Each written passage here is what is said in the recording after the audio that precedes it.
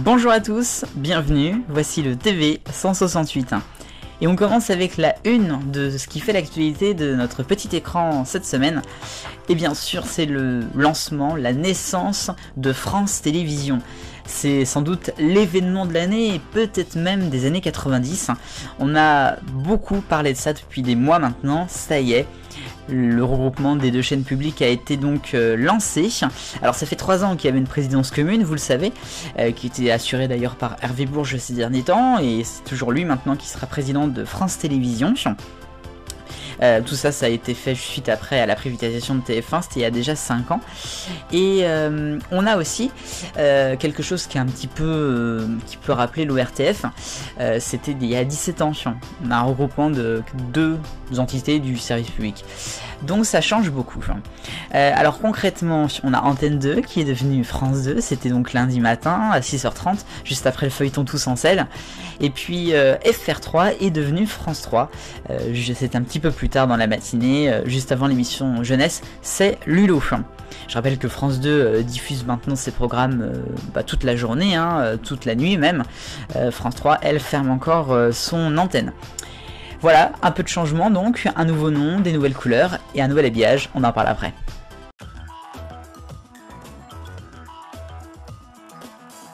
Le rayon actu maintenant, et on va commencer avec des nouvelles du réseau 5 Yola 5, on ne t'oubliera pas, et on va parler de l'A7 qui, vous le savez, maintenant est devenue Arte. Elle est diffusée sur le SAT et sur le câble depuis le mois de mai, puis je crois que les amis allemands ils l'ont. Et bien nous on va l'avoir aussi, vous le savez maintenant, ça va arriver le 28 septembre, c'est dans très peu de temps. Ça sera diffusé sur le réseau 5 à partir de 19h et jusqu'à la fin de la nuit. On pourra voir donc tous les programmes. L'actualité c'est également TF1 et tout va pour le mieux pour le Club Dorothée qui a fêté la semaine dernière son 5e anniversaire, et l'animatrice va sortir un nouvel album, ça sera le 2 octobre prochain. On a déjà quelques chansons qui ont été diffusées, notamment dans le Prime spécial qu'il y a eu samedi dernier, Valise 93, comme tous les ans il y a une valise, et puis Une histoire d'amour qui semblerait être le single événement de l'album. On va voir si ça aura le même succès que Les Neiges de l'année dernière. Et puis on va parler de Canal+, puisque le satellite est en train de bouger et de bousculer un petit peu tout dans la télévision, et on va voir arriver Canal Satellite. Ça sera probablement au mois de novembre. Vous allez voir ce que vous voulez voir. Canal Satellite c'est quoi? Eh bien c'est Canal+, avec plein de chaînes en même temps sur une sorte de bouquet. Vous allez voir ce que ça va donner, ça sera donc à la fin de l'automne.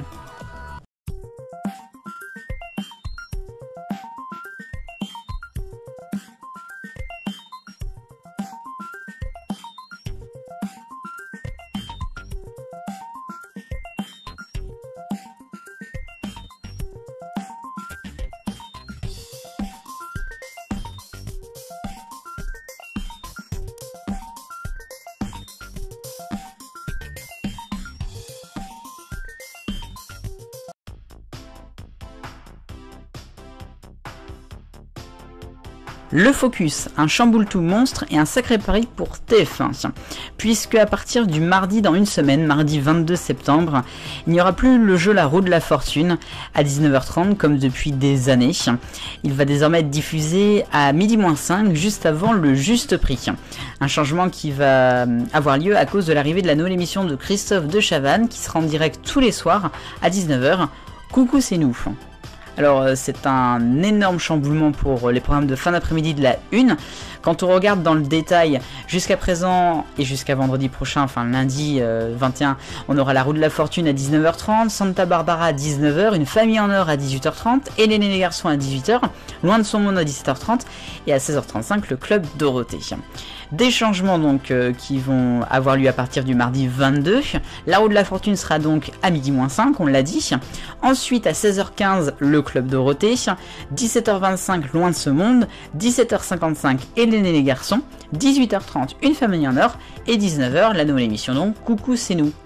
On verra si ce sera un succès ou pas.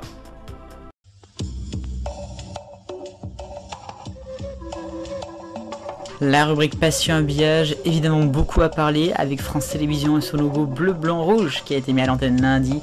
Je ne me lasse pas de cette musique d'ailleurs qui est pour le générique antenne de France 3. Alors on a France 2 avec son logo rouge donc, et un habillage qui est en deux, logique non? Deux en vertical à gauche et à droite, avec pour les jingle pubs par exemple ou les bandes annonces, une bande blanche donc qui est sur la droite avec marqué publicité. Pour ce qui est du générique de l'info, on est sur le même principe, c'est un globe terrestre avec un fond un peu nuit par derrière qui est installé avec le mot journal par exemple ici. Passons à France 3 avec son logo qui est bleu donc.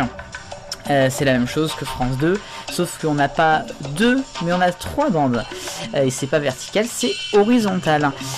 Vous avez donc la bande du bas qui est blanche, avec marqué par exemple ici publicité.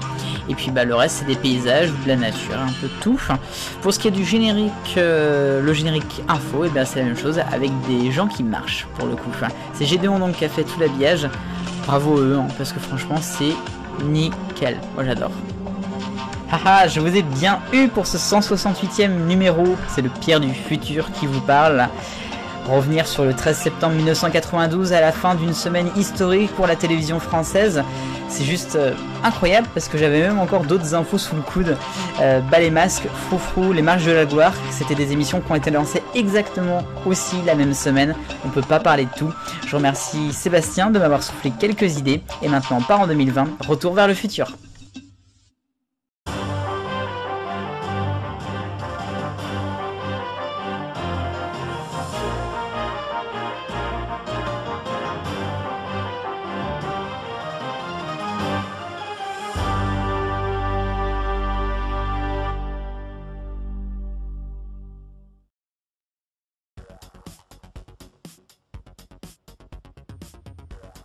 Et à la une, et en 2020 s'il vous plaît, on va parler de Koh-Lanta.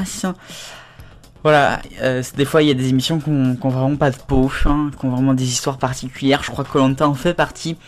Adventureline Productions voit un nouveau décès pour l'émission, mais cette fois-ci c'est un candidat, et cette fois-ci c'est pendant la diffusion de la saison Les 4 Terres, qui a commencé il y a 3 semaines maintenant, et qui regroupe donc 4 tribus, le nord, le sud, l'est et l'ouest. La tribu de l'est a perdu un candidat, Bertrand Kamal, qui est donc décédé à l'âge de 30 ans des suites d'un cancer, cancer qu'il avait su uniquement après le tournage l'année dernière, à l'automne dernier de l'émission. Alors évidemment ça a fait beaucoup parler, beaucoup de personnes ont été choquées, notamment tous les fans qui suivent encore jusqu'à vendredi soir l'émission. La question s'est posée ou pas de supprimer la diffusion, ça va être avec accord de la famille continué. Il y a un petit message qui a été adressé par Denis Brognard en début d'émission vendredi, et puis la saison lui est carrément dédiée. A noter que c'est pas la première fois que Denis Brognard avait adressé un message en fait à Bertrand Kamal. Il l'avait fait mais uniquement à la famille pour pas révéler le nom du candidat lors de la finale, c'était au printemps dernier, la finale de l'émission avec notamment Claude. Voilà, c'est triste pour Koh-Lanta qui vit des moments difficiles 2013, 2018, 2020.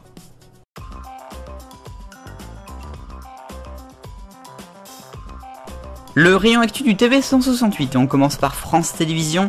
On a le mandat numéro 2 de Delphine Arnaud qui a donc commencé, et des nouvelles nominations. On vous en parlait dès la semaine dernière avec le départ de Takis Candilis qui sera remplacé par Samuel Sidbon Gomez, j'espère que je prononce bien, en numéro 2. Et puis pour ce qui est de l'info, au revoir Yannick Le Tranchant et bonjour à Laurent Guimier que vous voyez en photo, qui était déjà président de la chaîne Info depuis le mois de juin il me semble.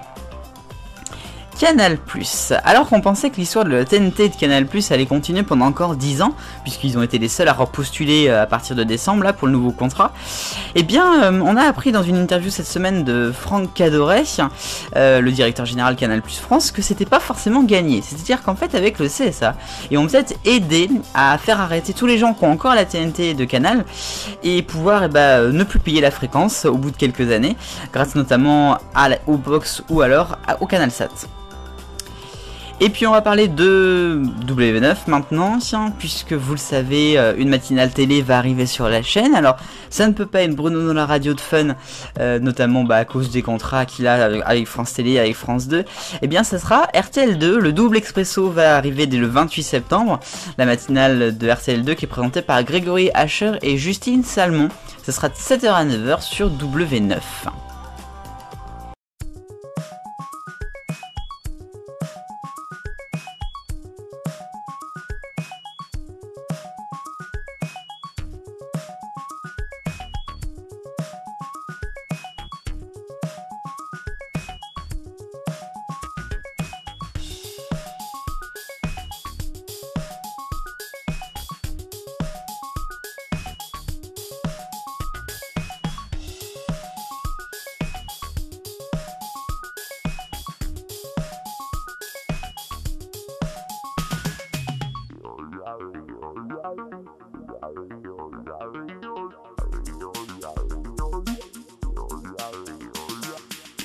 Une info en bref, et on a appris hier midi le nom du parrain du Téléthon 2020, qui aura lieu le 4 et le 5 décembre prochain, sous réserve de Covid.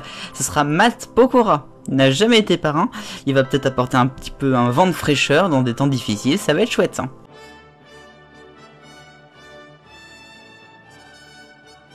Instant Eurovision Junior qui aura lieu dimanche 29 novembre prochain à 17h en direct sur France 2. Pour la 18e édition, ça sera un peu différent puisqu'il n'y aura pas un seul site, ça sera par visio, et oui, Covid oblige. Mais il y aura bien un gagnant, contrairement à l'édition adulte. Il y aura 13 participants seulement, l'Arménie, le Kazakhstan, la Serbie, la Biélorussie, Malte, l'Espagne, la France, la Pologne qui organise, les Pays-Bas, la Géorgie, la Serbie, l'Ukraine et l'Allemagne pour la première fois.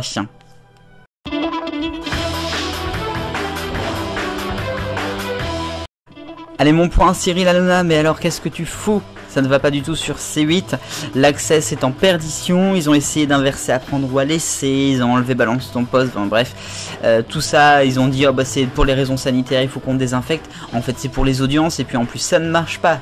Avant ou après, c'est une catastrophe. Je ne sais pas ce que ça va donner pour les prochaines semaines, mais ils ont intérêt quand même de vite refaire quelque chose qui va marcher, parce que sinon ça va vite plonger vraiment totalement pour Touche pas un poste en particulier. La question 168, C8 et Hanouna, quel avenir? Eh bien vous m'avez encore fait une égalité pour la deuxième ou troisième semaine de suite, c'est mort fatale et essoufflement au bout de 10 ans, mais c'est pas fini qui arrive en tête avec 33%. En troisième c'est ils vont rebondir, c'est déjà arrivé. On note quand même mention spéciale à mais non ça marche bien qu'à une voix. Nouvelle question cette semaine, avec la mort donc d'un candidat, fallait-il arrêter la diffusion de Koh-Lanta? Vous pouvez voter, le lien est dans la description. Comme d'habitude, merci à vous.